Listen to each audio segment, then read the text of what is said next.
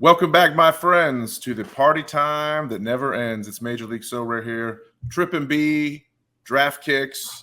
How you doing, DraftKicks? Doing good. Good to be back. It's been a while. You've been across the world and back, and Thanks. Yeah. Here we are. National Lampoon's Trippin Vacation for sure. It was a nice little sojourn over across the pond to Ireland. Got to visit the old home country, the heritage country. First time ever visiting Europe. I like to say this is the welcome back, my friends, to the party time that never ends. It never does end, but it did go on hiatus for a couple of weeks. So appreciate all the patience. We know it's very honoring and humbling the fact that there's people who love this show and look forward to this show that we do. Otherwise, we wouldn't do it if people weren't watching. So very cool and appreciate your patience there. I got all kinds of stories from Ireland. DraftKicks, you can maybe cue me up, but you got stories yourself, because even though we have not been doing content for the last 2 weeks about Major League Sorare and Major League Soccer, we've been very active in the Discord. The conversations have been flowing and freely in there, and more people are joining all the time. You should join if you're watching this and you haven't joined yet. And we've been very busy at the game because you are, since the last time you appeared on this show, you have hit a first milestone in Sorare, your Sorare career, as it were, that is very memorable and awesome. So tell us about it. Yeah. Now the boys are firing. I want to say, I think the last show we did was one of my first podiums of the season, which felt kind of weak as third place in MLS Pro, which, podium's a podium, but I felt like, hey, whatever. Podium's a podium, bro. Podium's a podium, bro. Yeah. Jesus Ferreira Limited, wasn't hitting it for me. And so, I had to go and take down Champion America. I think it was game week 383. Boys were firing. There's the squad right there. So the signed Stuver card. What a treat that is. Yeah, it's always fun to see that one. Signed, sealed, delivered. I'm Stu. Let's go. We know our guy Jakey over there is loving that Zardes had a part in this first one ever. But he's probably wishes that it was a Columbus Zardes card, not the Austin Zardes card. But yes, right. You gotta love. Chalk one more win up for the Zardes fan club to see a first place podium finish with what a great team. These are all stars of Major League Soccer when it comes to Sorare purposes, for sure. Ruiz and Gall, you expect big things from them, and you got it. Oh yeah, they've been firing for sure. I mean, we can talk more about them here in a bit when we pull up my current sweat. We're currently live in the middle of game week 387. Yes. But yeah, it was fun, man. Just. Like I said, it was kind of a grind. It was a struggle for the first part of the season. I was winning prizes here and there, but not hitting podiums. And then boys came through, man, got that first dub. Wow, he's got the winner's medal. Hold that up high. Oh, my gosh. So you got a podium in Sorare, and then your son got a podium, I'm assuming, in actual soccer, winning that medal, right? That you've now stolen. This is an old medal, I want to say, from a tournament in Atlanta, but it was it's actually probably the best, most of the medals are kind of flashy and have some stuff on them, but this one's feels like a big chunk of gold. And so yeah, I like it. I walked in this morning, he was still asleep. I was like, hey, I'm grabbing your medal off your.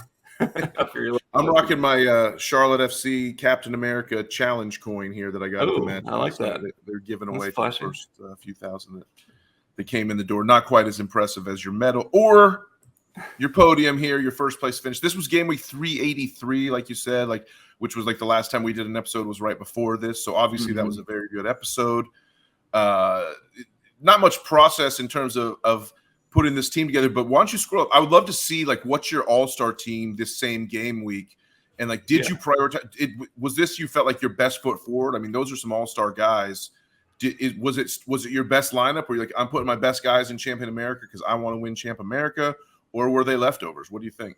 I see you have two Galls and two Ruizes, so that makes it a little easier. Yeah, honestly not.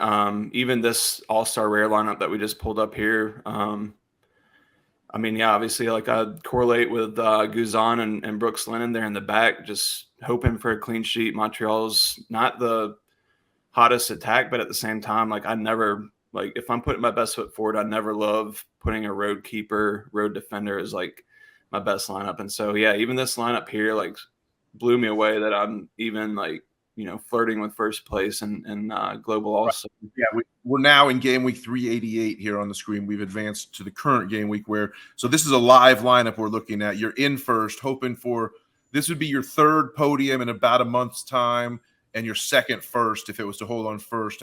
Can you go to the leaderboards page on the game week tab and see where you're at in terms of who can chase you down here? We're sweating a lot of Argentina games, I'm guessing, and maybe some Chinese games. I'm not sure. Yep, and then we've got Gold Cup going on too. So yeah, that's going to be some points, obviously. Although U.S. Canada, do you think there'll be a lot of points in U.S. Canada, or will it be a little? I don't know, man. I'm not sure. I mean, that one's kind of tricky to predict. I say that, of course, like after telling you right before the show that I'm probably going to max enter this DraftKicks contest with 20 grand up top, but I think U.S. has got it, but Canada's been good. I mean, Canada's come on lately.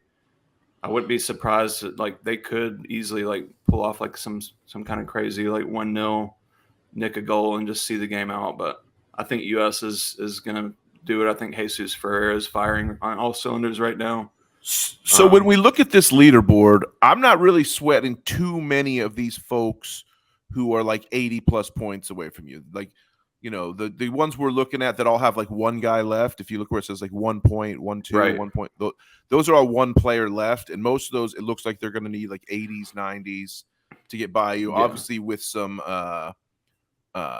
what's it called? XP, that can help. Yeah. Surfs to air missile there in 49th. We love Surface. He's a great guy. He's hoping for Andre Blake to get. Andre has a 0 there from the Union game, right? But then he'll get points for the Jamaica game, right? I'm guessing. Yeah. Yeah. Because it's so he's not going to get 100. That's not happening. So I don't think Surface is going to catch you. Don't say that, man. I mean, I'm not sure. Game goes into a freaking who are you sweating PK there for shootout. the guy that's closest? The guy's in. So there's place. So here. Well, I'm looking at the guys with 2 games left. Yeah. Fortaleza. I mean, I don't know much about these guys. Francisco Ortega.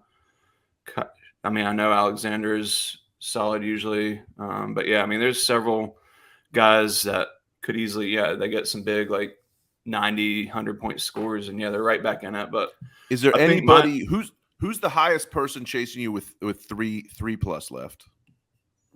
Go if you can find. Let's see how close they are. Like, is anybody sitting on like 200 points with 3 left? Is my question, I guess. Man, I'm scrolling deep.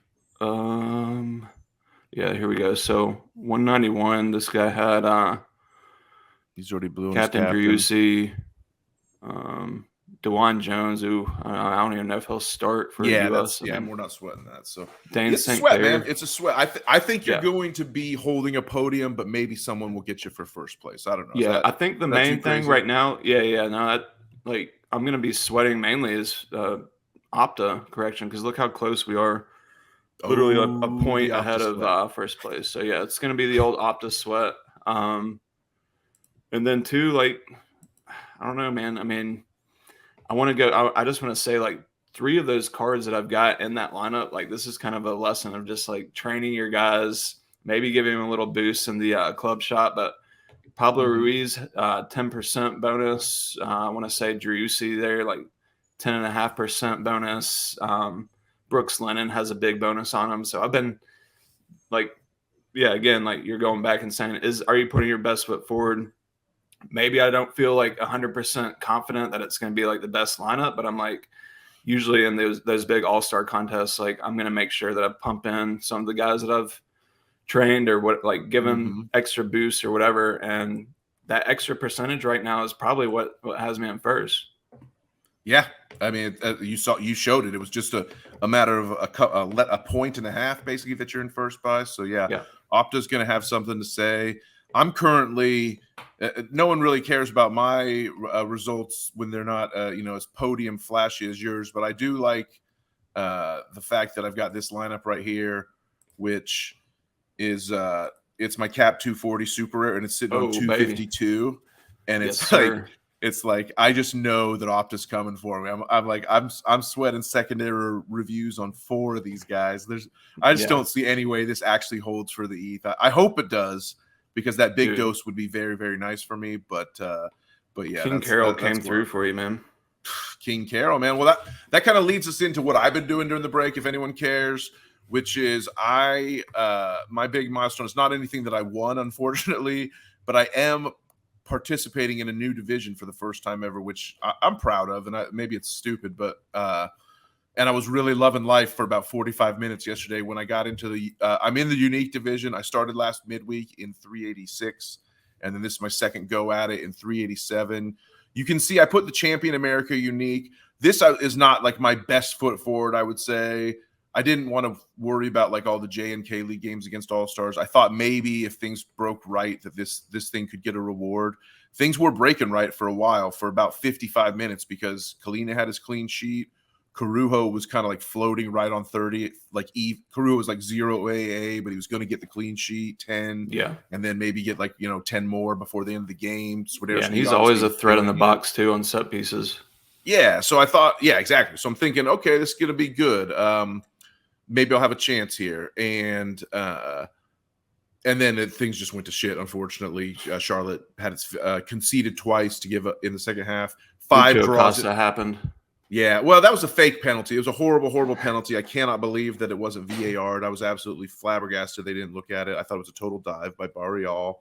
But I do think Charlotte needs to get better at closing out games, obviously. As far as like my exploits in unique, I don't know if I'm like a serious unique player where I'm always just going to be playing like 3 Charlotte FC uniques and then 2 super rares, because most people in this division have all 5 spots filled with uniques. So that's an extra 40% bonus they're getting on 2 guys. That I'm going to have to always be fading and beating. So if I could somehow, and usually you have to get top 4 usually to win a prize in the unique division. So if I could get like 1 or 2 prizes by the end of this year, I think it would be fun. It'd be worth it for me.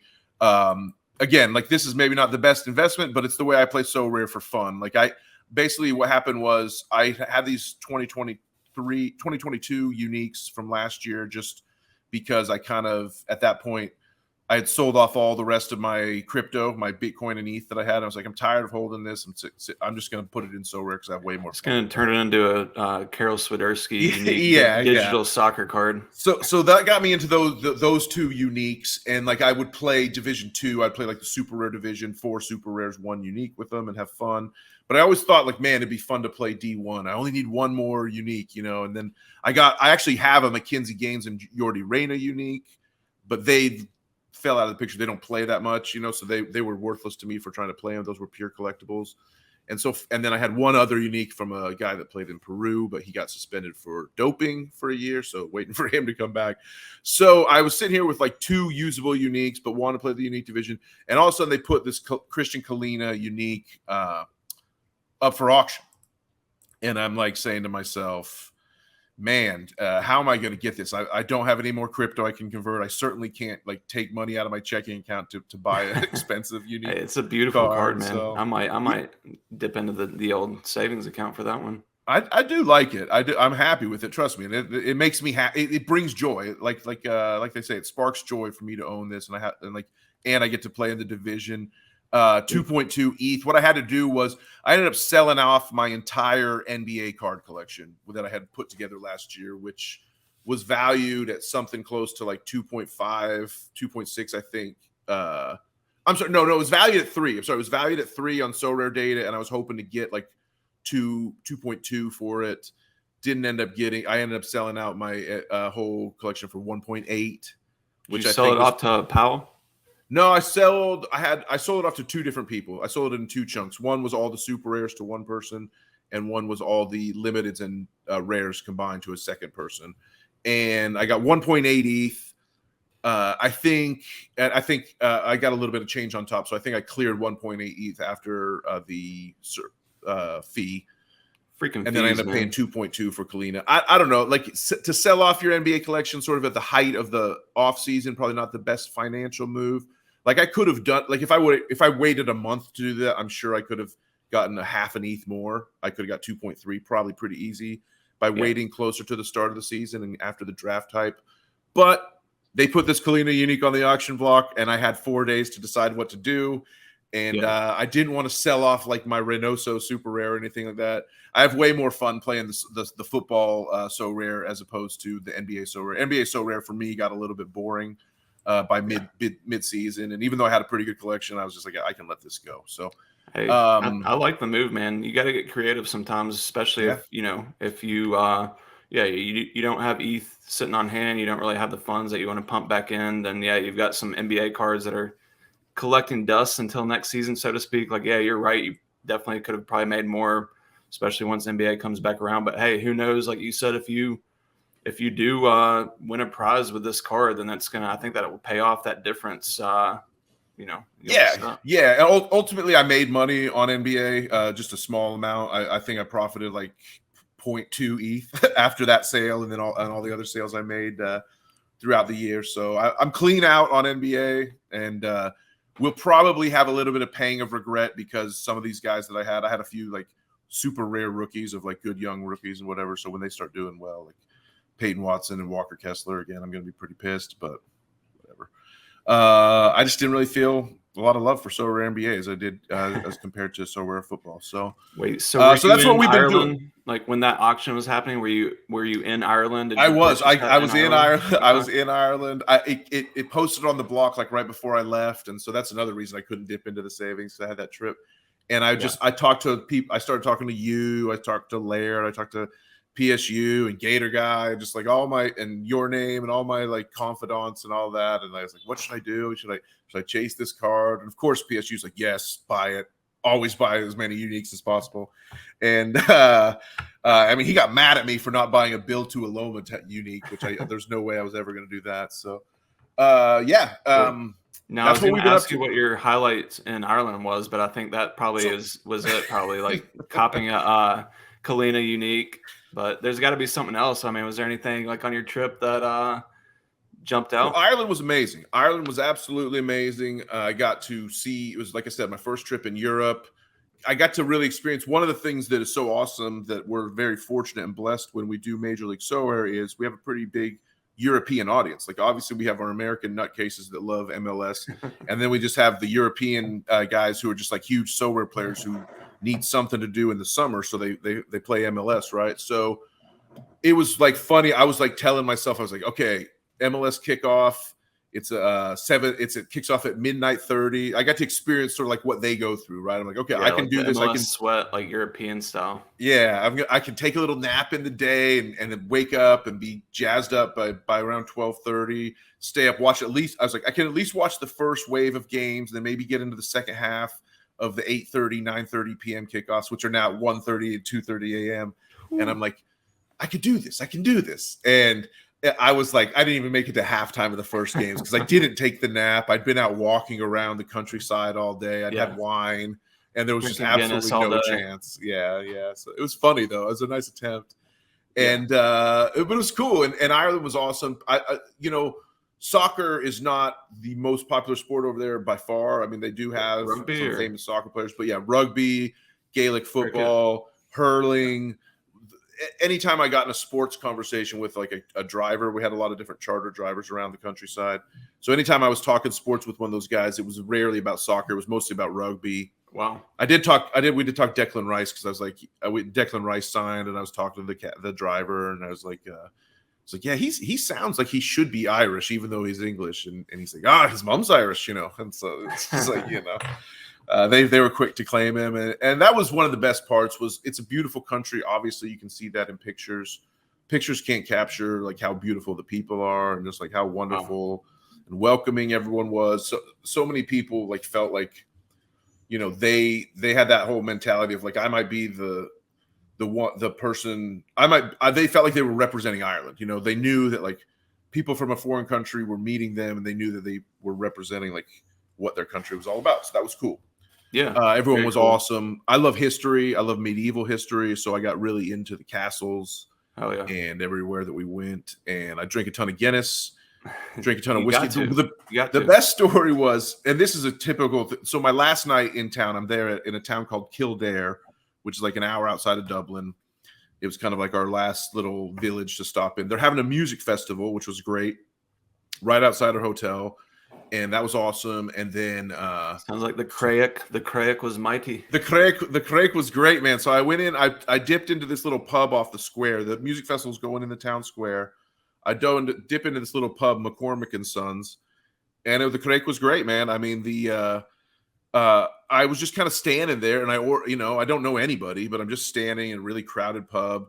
I order a beer from one of the sons, one of McCormick's sons. That's the thing. You go to a place called McCormick and Sons. It's like, yeah, the guy behind the bar is named McCormick, and the other two are his sons. It was like legit, like for real, yeah. So that was great. And then as I'm drinking it, some punter at the bar turns to me and says, "Oh, you're drinking the Smittix, eh?"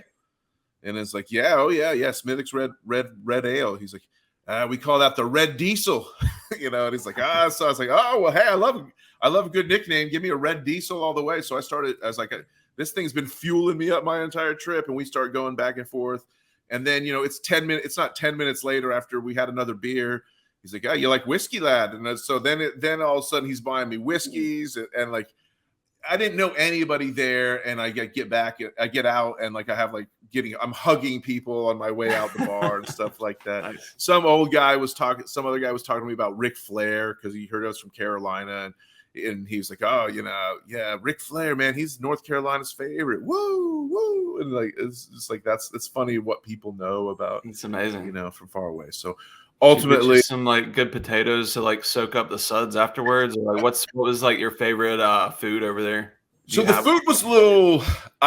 It's different. It's weird. I had a ton of Irish breakfasts. The hotels we were staying at were full Irish breakfasts in the mornings, and the bacon was good, but it has this really kind of weird taste that's just a little different. They call it Irish bacon.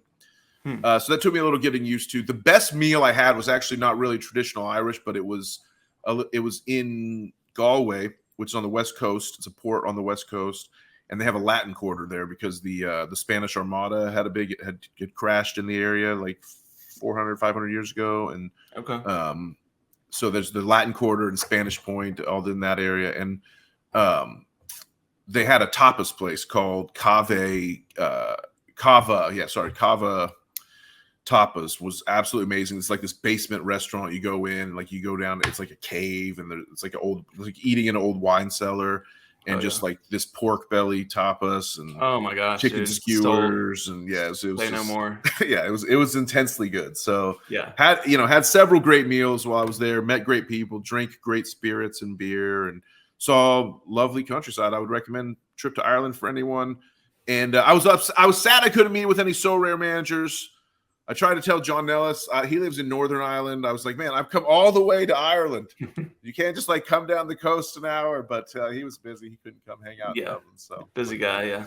Everybody's busy, what can you say? But right. next time I'll plan it. This was more of a family trip anyway, but I do want to go back to Europe on a Sorare themed trip very soon.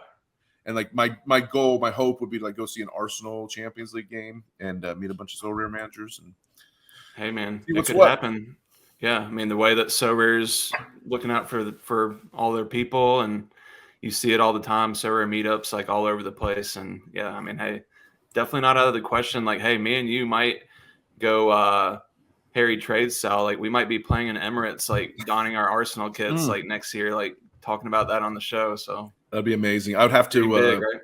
I'd have to get up on the collection score on Arsenal. That's another idea I have though, but and I'm actually going to start pushing this to anyone that will listen loudly. I just had it this morning, but Sorare MLS really needs to, here in the second half of the season, they need to reward everyone who's the number one collector of each club should get and both limited and rare should get 2 tickets to front row, should get a big ticket package. MLS clubs need to reward their biggest Sorare collectors. It costs them almost nothing, right, to just give away a few tickets. Probably it makes them money that they wouldn't get anyway because they spend money down there. And I just think maybe it's because I'm the biggest Charlotte collector and this would directly benefit me that it's easy for me to suggest this. But I would like to see some type of benefit for all the clubs. If you're the number one Sorare collector of a club, I would like to see the club itself recognize that through some kind of partnership with Sorare in terms of free seats or a VIP event or something like that. Yeah, no, I like the idea, and I wouldn't be surprised. I mean, we're already starting to see some more kind of interaction as far as experiences, so to speak, signed jerseys, that kind of thing. You're starting to see some more of that stuff pop up. And maybe we'll see some more MLS focused experiences like that. not to keep beating the drum of like my success recently, but I actually did end up winning a couple of tickets to the MLS All-Star game in one of those special weeklies. So that's like, but going back to what you're saying, like, it's just like, hey, they're running contests where they're giving away 25 tickets or 25 trips to the All-Star game. I think a couple of those were like VIP. I didn't win VIP. So rare was VIP, limited was just regular tickets. Yeah. But yeah, no, I mean, I like what Congrats, you're saying. Yeah, you got fourth, right? Top yeah, four, I got one fourth. ticket? Yeah, it wasn't Podium. I was off to the side. You know, you got to rate them Podium. Then you got that little guy off to the side. You're still holding tickets, those though. tickets, right? Yeah, exactly. So I'm actually working on the logistics now to get to that All-Star game against Arsenal, who we were just talking about. Arsenal's been my club, like, growing up. I was watching them, like, loved Thierry Henry. Like, I was watching Bergkamp, those days. Yeah, Bergkamp, Pires. Yeah. Oh, man. And so, yeah, I'm absolutely stoked that hopefully we'll get to go. Trying to take the family, let the boys enjoy it and take it all in. So might be something that we're talking about here in a few weeks if we can make it happen. Yeah, so rare get together is happening there. I know a lot of people that play the game are taking advantage to get there. I can't go. I'm so pissed. It's like a 5.5 hour, 6 hour drive up the coast for me. And I drive. I make that drive very often, and I would do it in a heartbeat. Yeah, but it's an extremely busy work week for me in my day job, unfortunately, and I'm not going to be able to get away. So yeah, I wish the game was on a weekend. I have no clue why it's on a Wednesday, but whatever.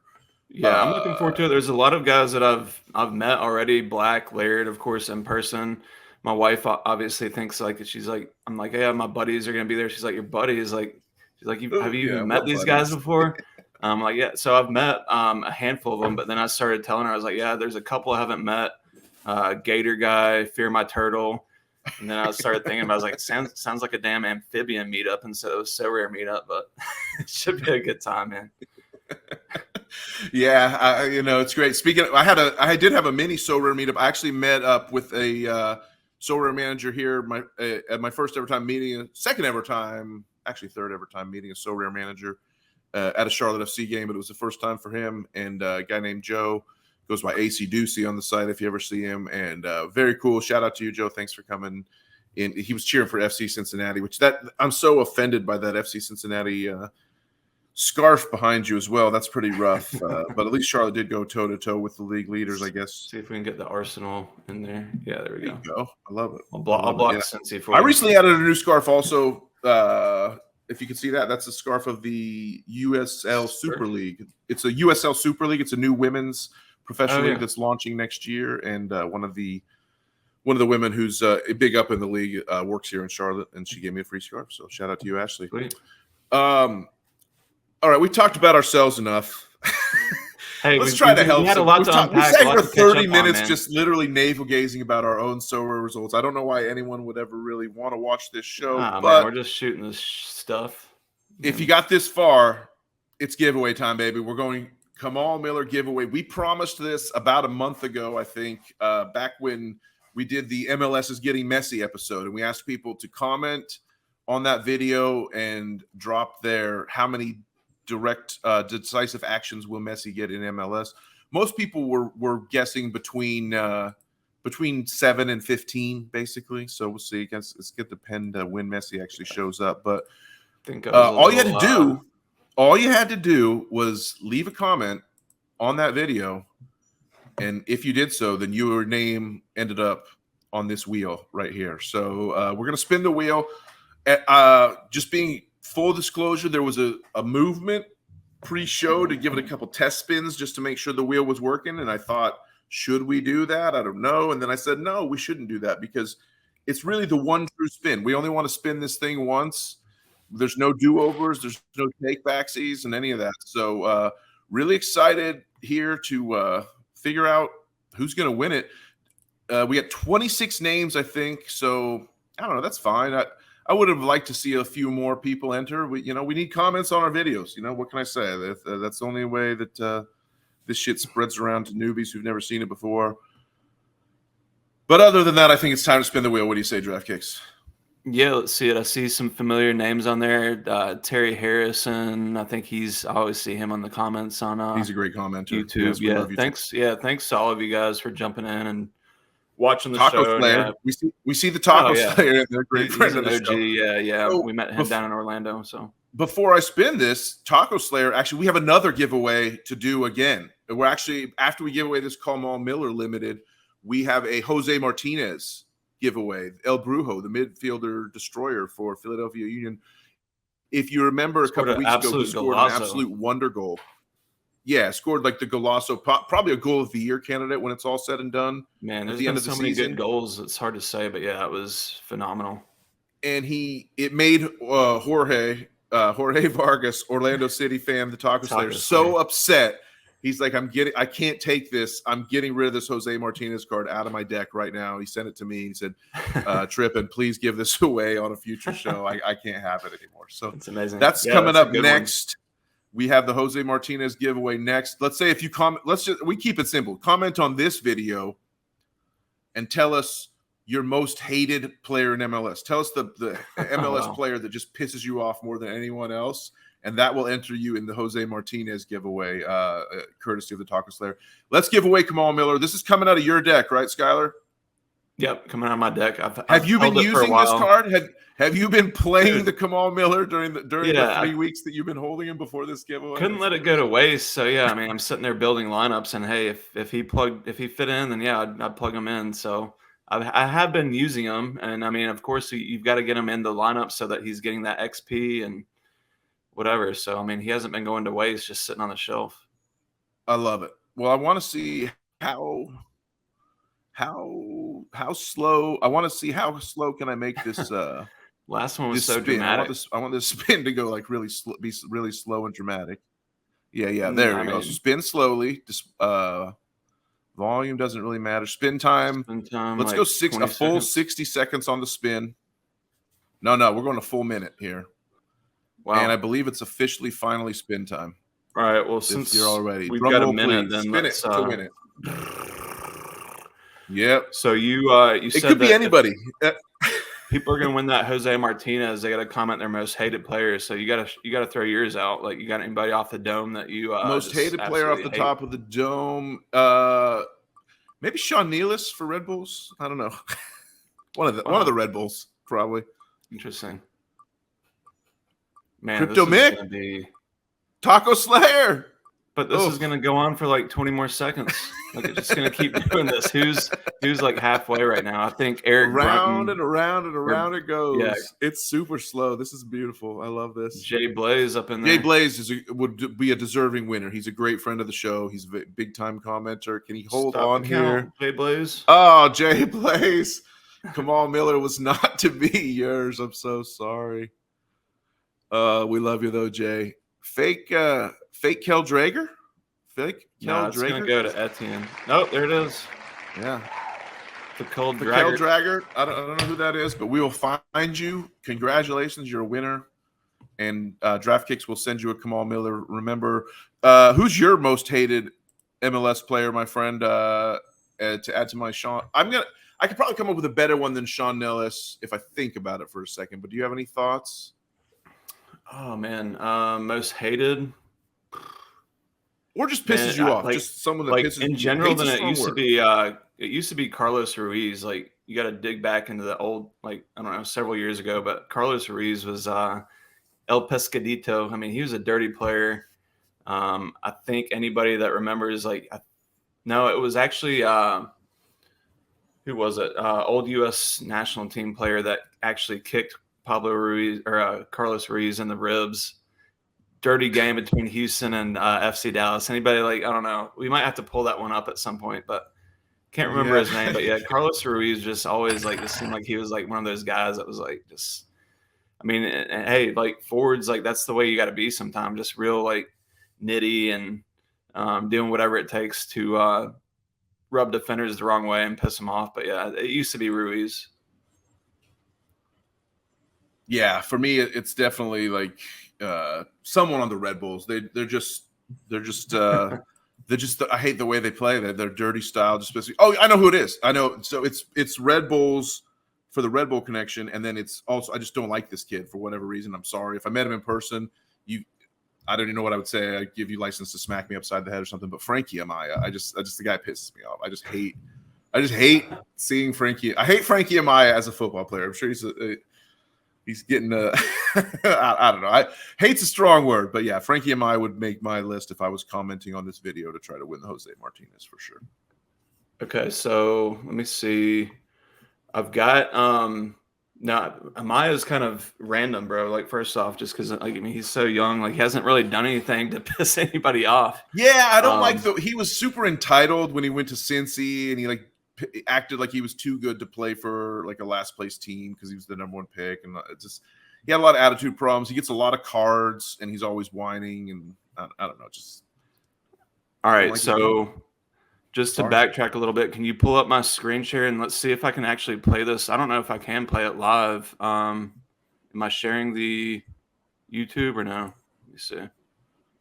Hang on. Just switch to the tab you want. Yeah, there you go. Okay, so. Oh, what? You lost your screen. Sorry, brother. Oh, shoot. You found. I'm guessing you found this video that you're talking about, though, which. Yeah. Sounds incredible. Well, as Rico Clark was the player that ended up kicking him. All right, here we go. Rico. So let's do this. Just see if we can play it. I don't know if it's going to work or not. We're still trying to figure out this. All right, this whole new system. Oh, I think I see. There's Stu Holden, old school. Stu, I can't believe a Stu sighting. Man, this is terrible quality, but yeah. Amazing.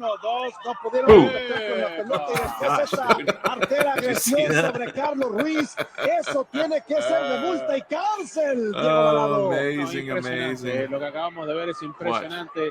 Yo no sé qué es lo que ha producido semejante reacción por parte de Ricardo Clark.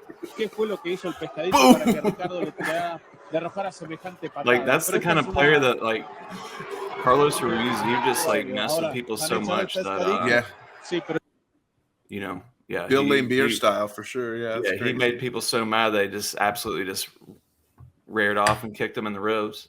Yeah. That's the point. All right. Yeah, we're getting off track again. Also, there are several players that I would have listed as the player that pisses me off the most that play for Charlotte FC, but I'll leave that out for now for sure. So let's talk a little bit about. So we've like I said, we wasted all this time talking about ourselves and navel gazing and all that. Hopefully, it was somewhat interesting to y'all. But I want to do a quick exercise here because a couple people have asked us in the chats on our Discord server. That's always fun. People that are new to the game, there's a lot of people. I could see a lot of people that are like getting ready to sign up for the European season and thinking to themselves, "Hey, I just signed up for Sorare. It's still a month away from the European season starting.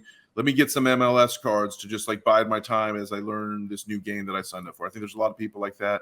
There's also just people that are interested in starting over and rebuilding things like that. So, want to build a limited team for the second half of the season. We were asked this. By a couple different users. Plenty of shows do this. It's not like we're treading necessarily brand new ground here, but we're going to put our little spin on this classic So Rare content exercise that so many do.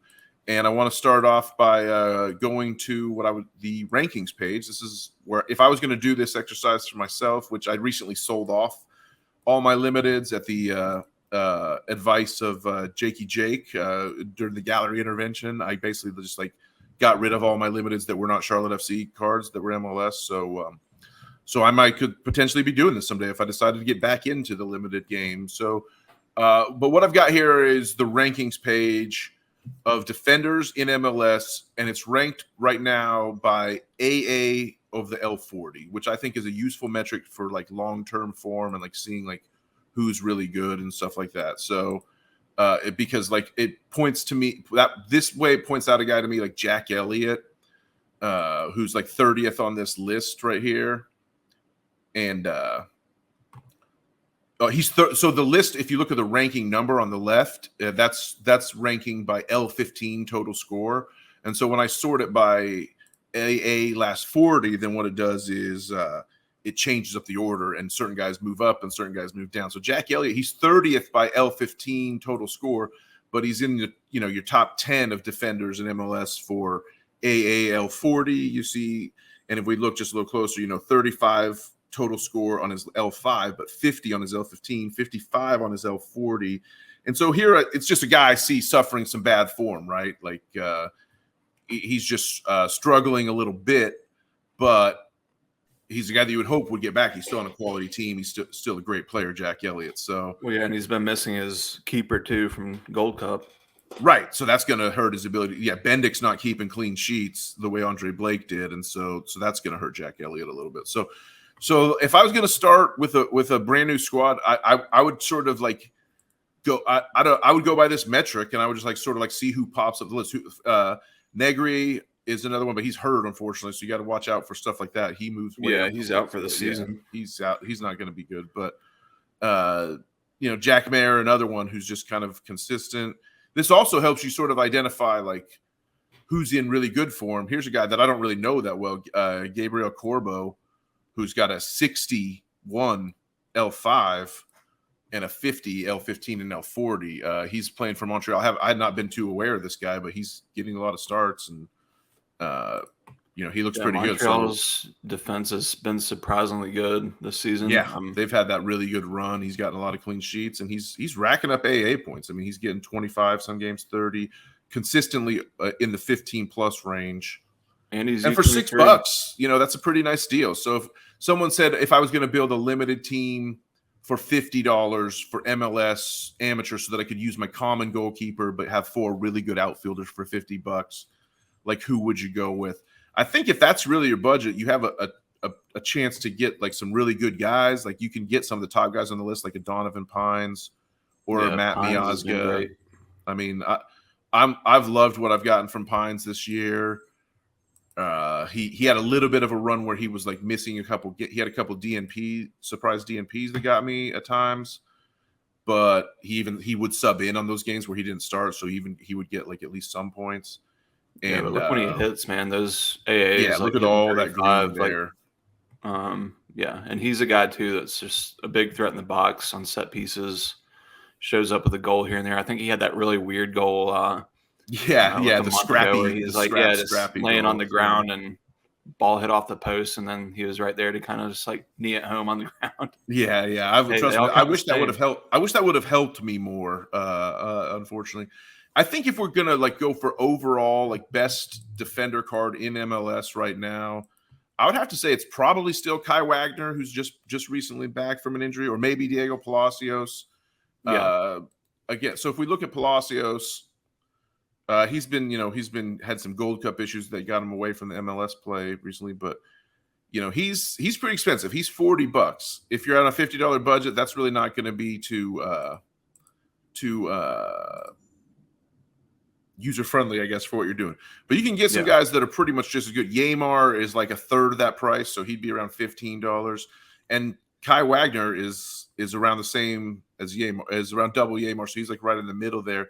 But you can get some of these guys for like $6 for Donovan Pines, and they're going to do you almost as good as a Yamar or a Palacios or a Wagner. Would you not say? Yeah. No, I agree there completely. I would say like one thing I would probably take into consideration if I'm building a team to like for the rest of the season. So we've got Leagues Cup coming up, which is basically a competition between MLS and Liga MX. And so that's going to eat up, like we've got these midweek games that we've got coming up this week. And then after that, it's going to be Leagues Cup for like a month. And so maybe we'll get into some of the Leagues Cup schedule and like who has the best matchups and that kind of thing on the next show. But I would probably factor that in a little bit, like try to look and see like who some of these matchups are. And then also like, I don't know, man. I feel like there's going to be a lot of like wonky rotation. Like I feel like Leagues Cup might be an opportunity for teams to give goalkeepers, like backup goalkeepers, some games. Sure. I think there's going to be a lot of frustration. I'm already I do agree, but it's not like it's the rest of the league is running at the same time. Leagues Cup is a total shutdown of the league. So is there really a reason to rotate your keeper? I would think you'd want to keep them fresh and sort of informed. I don't know. We've never seen it before. Yeah, we've never seen like this is the first year of the competition, so we've never seen. We don't know what to expect. But, I would be pissed if my team rotated their keeper for no reason. Yeah, I mean, there might be like if there's like a real cushy matchup, like I could see like, hey, we're gonna give this guy a game. Same with like some of the just rotational players on the bench, like. guys that you don't normally see starting could get some starts in this League Cup. Give your usual starters a little bit of a extended breather, so to speak, because the league's basically off for a month. Mm-hmm. So I don't know, man. It's kind of hard to predict, but I would say, like, if you're building a team for the rest of the season, like, keep in the back of your head, you probably want to start targeting teams that have a good shot at running deep in MLS Cup playoffs, because that's going to be some added utility. Like you mentioned, Kai Wagner, like Philly is definitely locked in. Like they could be in MLS Cup final again. LAFC, whereas Donovan Pines' team is in the mix. They're in the playoff mix, but they could miss the playoffs for sure. Yeah, and so it's not a deal breaker, but I would say, like, if me personally, if I'm building a team right now, then yeah, I'm like starting to think a little bit about, like, oh, are these teams going to have some extra games at the end of the season when MLS playoffs come around? I think you would also want to think about Leagues Cup, because there's a group stage and a knockout. So, like, if your team gets eliminated in the group stage, like, and they miss that knockout round, they're going to be sitting around doing nothing for like 3 weeks, right? Like the group stage happens in a week, and then there's all these knockout rounds, and like if you're not in those knockout rounds, it's going to be really boring for you as an MLS team. They'll probably schedule some random friendlies. The teams that get eliminated will just do these crazy friendlies that they like to do. Yeah, there's a lot of like those European friendlies that pop up over the summer that draw fans out, and it's good times. But yeah, those are usually the games where you get the Eric Dickin in goal for Minnesota, and get those guys to run out. Fred Emmings and all that. Yeah. Everybody loves their Fred. Let's look at midfielders real quick, just to sort of finish out this exercise. Midfielders and forwards. Here, we're looking at some of the top guys, and Carlos Gil, he's going to be about almost $100. That's not going to fit in your budget. But who can you get that's like way cheaper? Pablo Ruiz is popping. Yeah, I mean he's found insane form. He did have a surprise DNP the other night, but like he's just getting decisives and 20 AA every game right now. 78 L5, and he's still got a floor price of 0.009 ETH. I think that's pretty good. It's more than you would have paid last week, but it's probably less than you might pay next week. I don't know. Who knows? Yeah, João Paulo jumps out. But like, just comparing his price though, like to like Gald, to Herrera, to Ricky Puig, to Almada, those guys are even to Hani, super expensive. João Paulo, another one. I love his game. He's got just such a good game for the Sorare Matrix. That's machine. Hard worth adding for sure. I've tried it many times in the past to get João Paulo super rare and never been able to quite pull it off. If we're going deeper than that, Evander's super cheap now. I mean, if you think he might come back and be good, Nwobodo is pretty decent for like way cheap. Yeah, Tommy, I think, has a good. Nwobodo is like a super solid, just defensive mid that's going to pull in those AAs. Yeah, he's basically like Jose Martinez, kind of on one level, who we're giving away. Edward Leuven. You could buy Edward Leuven on hopefully an injury discount, because he's been missing some time and he's back in training. They're going to bring him back slow, but he is almost back. So now would be the time to buy him if you'd been eyeing him. Aiden Morris, I think, got hurt playing for the U.S., right? We don't know what his status is going to be when he comes back. So he's already come back. He's already left the U.S. camp, right? So James Sands, I mean, if you really just want like the cheapest, like productive card out there, James Sands and Mark Delgado kind of both fit that bill, I think. I mean, we're talking. Yeah, I mean, there's like certain guys like Sands. $4 for James Sands, right? And like if you're building a cap 240 lineup, then if you're like honing in on guys that are just going to get you like, hey, I just need 50 points out of this guy, then like a guy like Sands, then I mean, I'd pay for him, just like bring him in for a cap 240 lineup.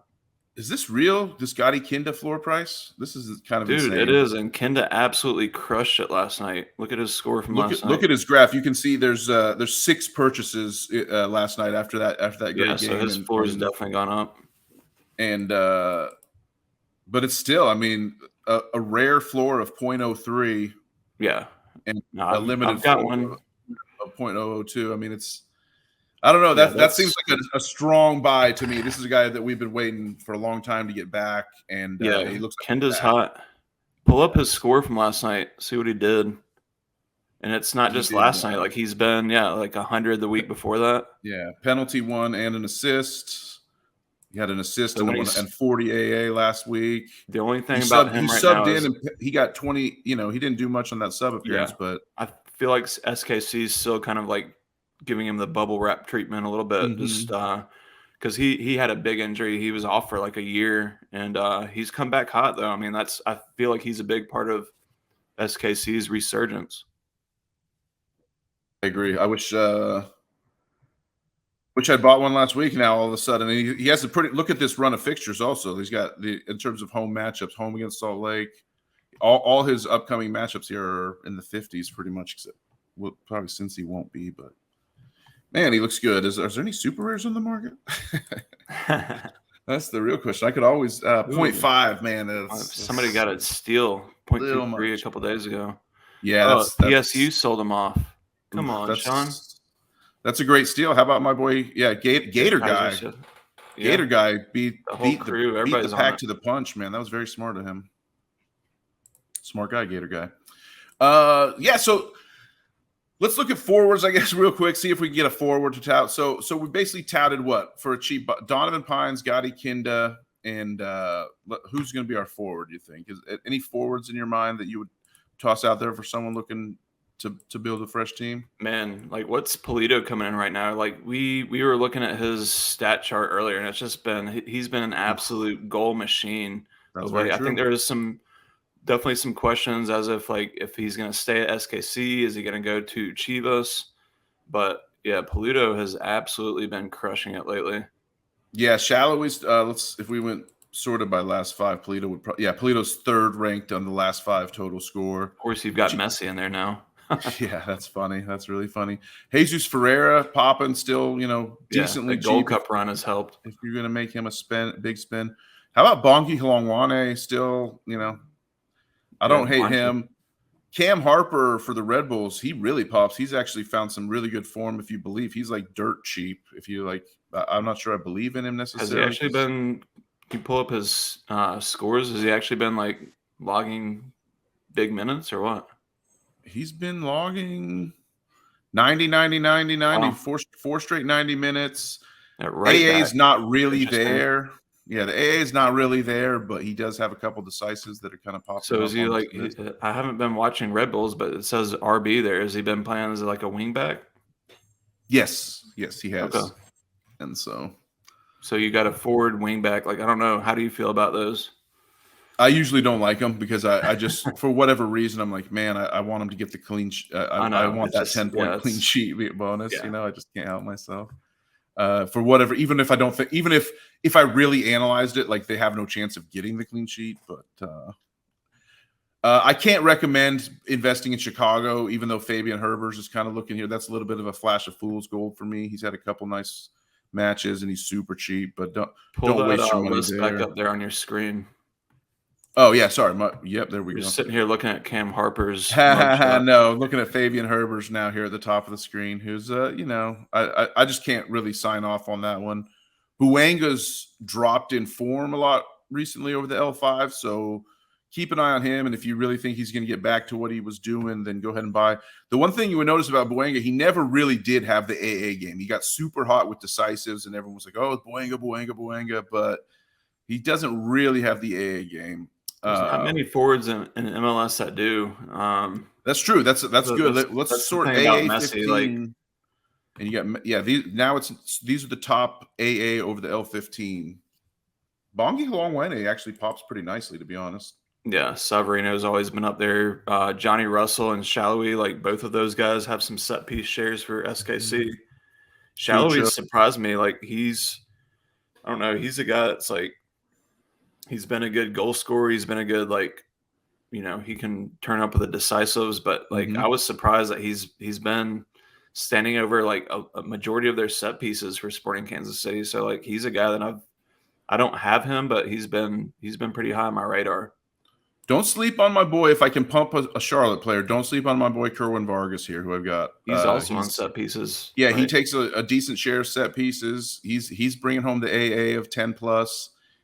He's under 23 for 2 years. If you wanted to go that right, he's my current under 23 forward, especially since Ben got hurt. We all know the Ben saga. So, yeah, I'd have to say Kerwin Vargas is probably Kerwin's super cheap also. I mean, like compared to people that are in this range, you can see.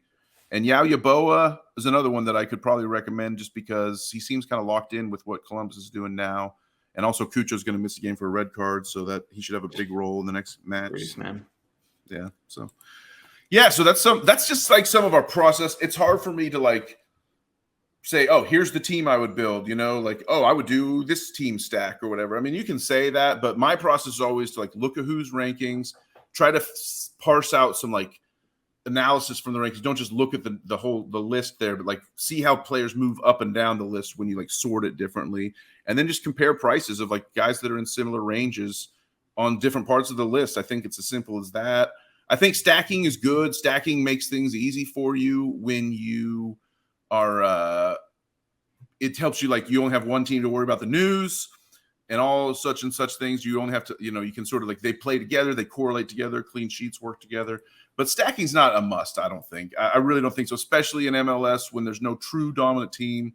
LAFC, has come back to earth and stuff like that. So you can sort of stack a team that's hot, but I don't think like working the same team stack for every single game week from here on out till October is really going to do it for you. So I would rather just get good players and not worry so much about stack. Stack where you can, but don't have to stack. I don't know. Maybe reasonable minds can disagree. Yeah, I agree. I agree with you for the most part. I would say, going back to what I was saying as far as like honing in on players that could have that added utility come playoff time, then yeah, like if you have a stack of LAFC, stack of Philly, like, hey, you're going to be in very good shape come MLS Cup playoffs time. And I mean, it's just kind of like gives you that added little extra bonus of like, hey, if they get hot, then you get hot. And that's the number one. I agree. That is in. the number one reason to stack, which would be bonus utility of like in terms of island games and extra playoff games and stuff like that for sure. Like if you happen to have a stack of a team who has the only midweek game for MLS, that can like really help you out a lot, obviously. So. Oh, for sure. That's how you won. You won a podium like right before the season with Liga MX's stack. Oh yeah, Tigres, baby. My Tigres stack is one of the only good things I ever did in Sorare for sure, as far as I can remember, just off the top of my head. So, speaking of bad choices by me, let's talk about definite decisives and just kind of get going with those. Here they are. I'm gonna adjust the viewing on it, but again, the last week of record for definite decisives was 383 game week. I believe that was MLS week 21, and then now we're up to 24. So we had our hiatus. Sorry about that. But yeah, my Pablo Ruiz assist came through. I whiffed on Polito and Bendix. Bendix surrendered to Miami that week somehow. You got the Carranza, very nice. They scored 4 goals. He had one of them. And this one stings, is that you got the green decisive out of my boy Christian Colina, and I used him earlier this season and haven't. I think it's his only clean sheet of the year, and this is the only Polito game where Polito has a goal in like 6 out of 7 games, and this is the one I had him as a guaranteed goal was the one he didn't score. So I should almost count that as a yellow, but I won't. Dude, just go back to the well with him on this one. I thought about it, but it did go a different direction.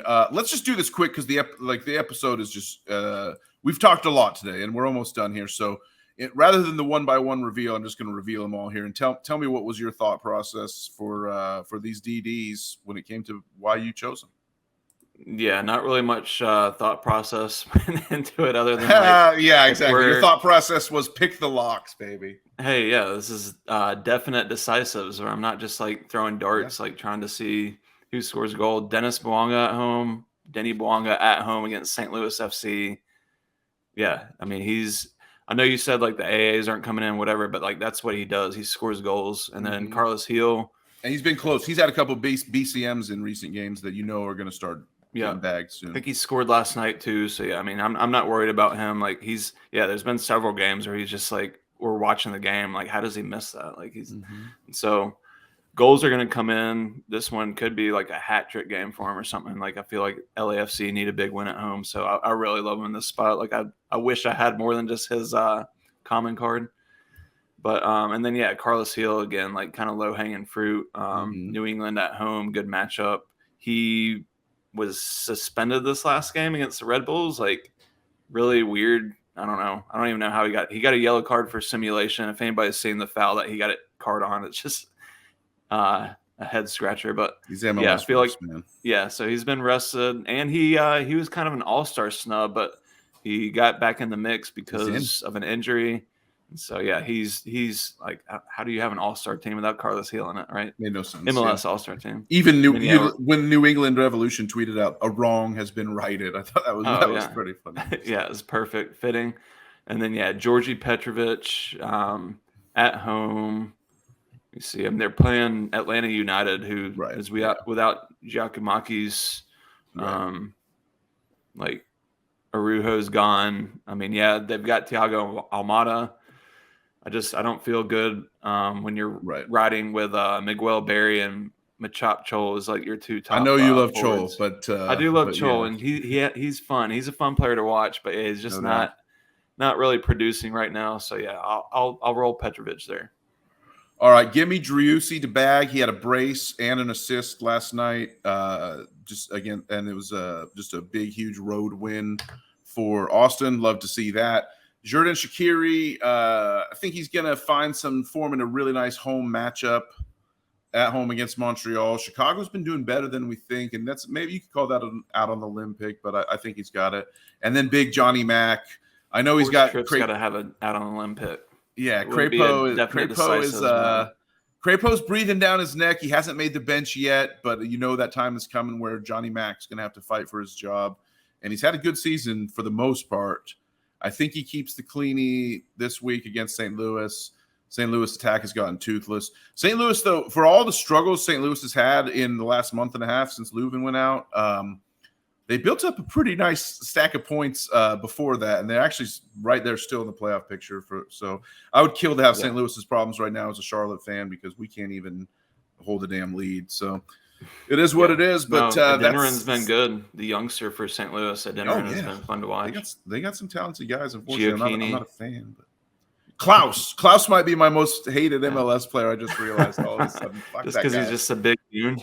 because he celebrated an own goal as if he had scored when everyone knew it was an own goal, but he acted like he scored it, even though that's what forwards do. You gotta celebrate. You gotta take credit. Not when it's that obvious. Not when the defender heads it over you and over his own goalkeeper. No, not be. It ain't like that, Klaus, you son of a bitch. But yeah, that's it. That's our show. We're back. So happy to be back. Thanks everybody for watching. DraftKicks, I give you the last word. Yeah, comment your most hated player down in the comments. Maybe you'll win that Jose Martinez. And good luck this week, guys.